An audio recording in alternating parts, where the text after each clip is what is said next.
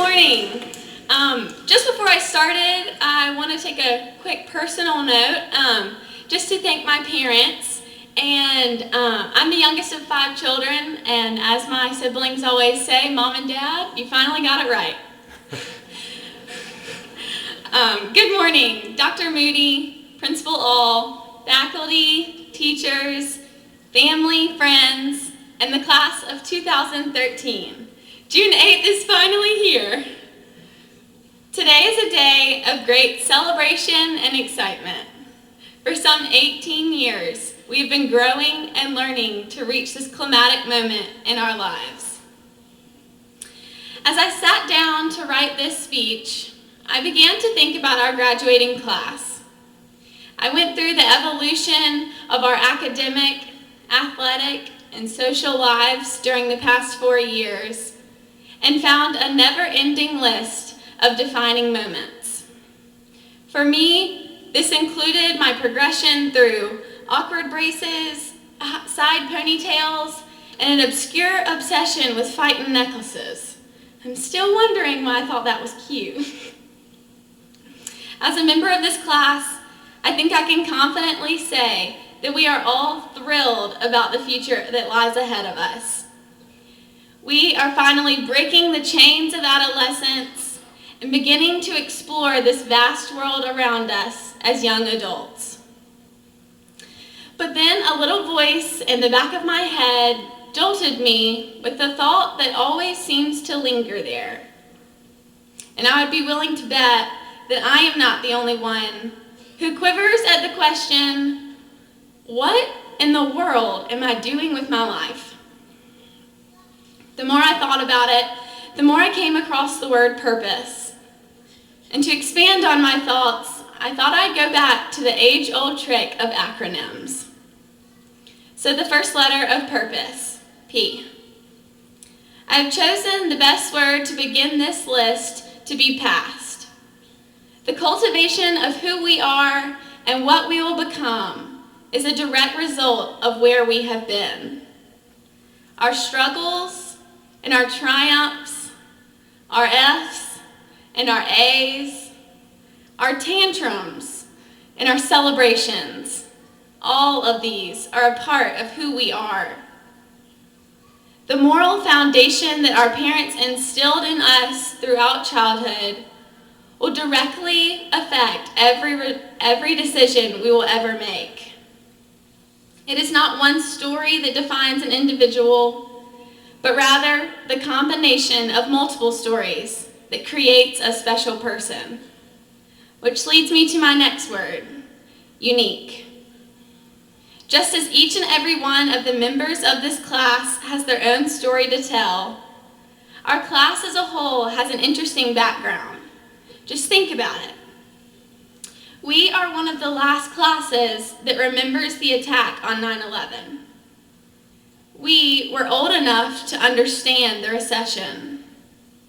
During our lifetime, there has been 3 different presidents, 5 Olympic Games, 2 centuries, 3 decades, 1 cloned sheep, 25,000 genes mapped, and 3 popes.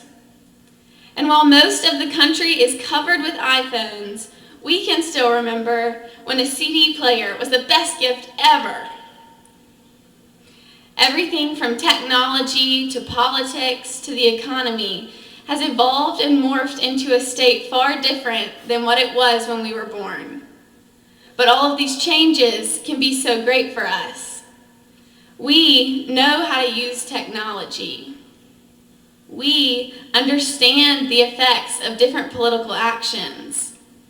And we know how crucial knowledge and strength can be for a country.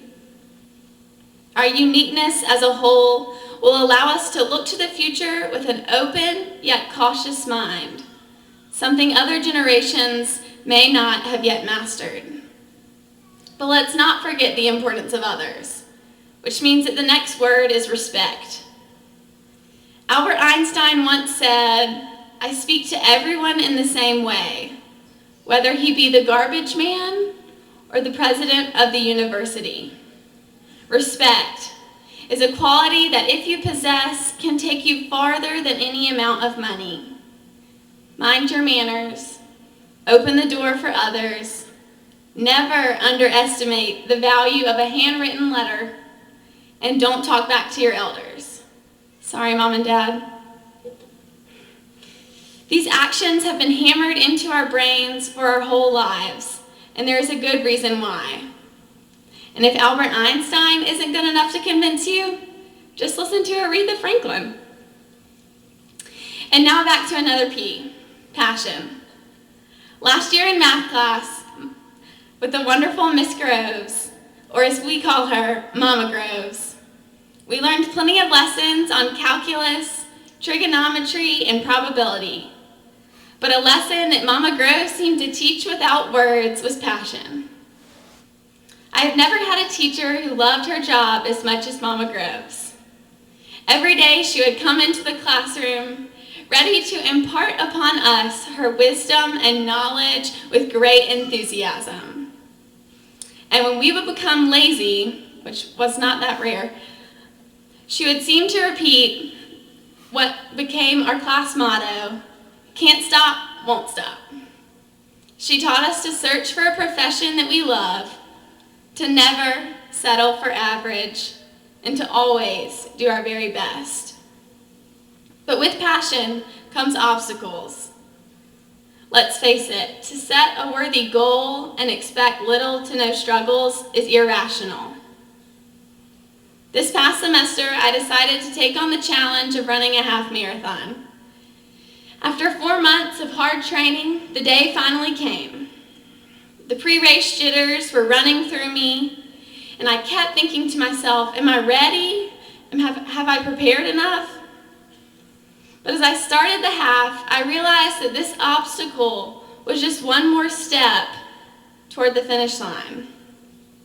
I had prepared well and ran the first 11 miles with great ease. But as I rounded the corner for mile 12, I bent my head back and realized that the entire next mile was uphill. It was at this moment that Mama Groves and her passion popped in my head. Can't stop, won't stop. Can't stop, won't stop. It is no secret that there will be times of hardship in our lives, whether it be the loss of a job, the death of a family member, falling down a building stairs, anybody? Or simply the feeling of complacency within our lives. But it is at these moments that we must remember, can't stop, won't stop. With passion comes obstacles, but with preparation comes success. So I know what you're thinking. She's going to say success for us.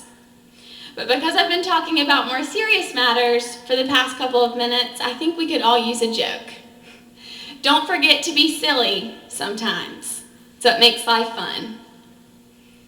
So, a curious child asks his mother, "Mom, why are some of your hairs turning gray?"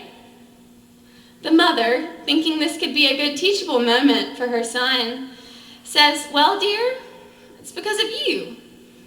Every mistake you make leaves me with one gray hair."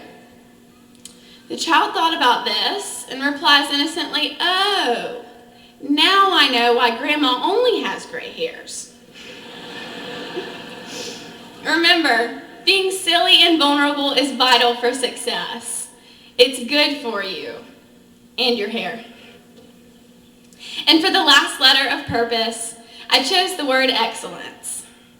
Our class of 2013 has proven to include students with talents ranging from all areas of life, whether it be music or art or athletics. We have been well prepared, and it is now time to take the skills and knowledge that we have acquired and do something with them. I firmly believe that we all have the purpose to be excellent. The tricky part is defining excellence. A few weeks ago, the singer and actress Julie Andrews, who some of you may know from Princess Diaries or The Sound of Music, spoke to the graduating class of Colorado University.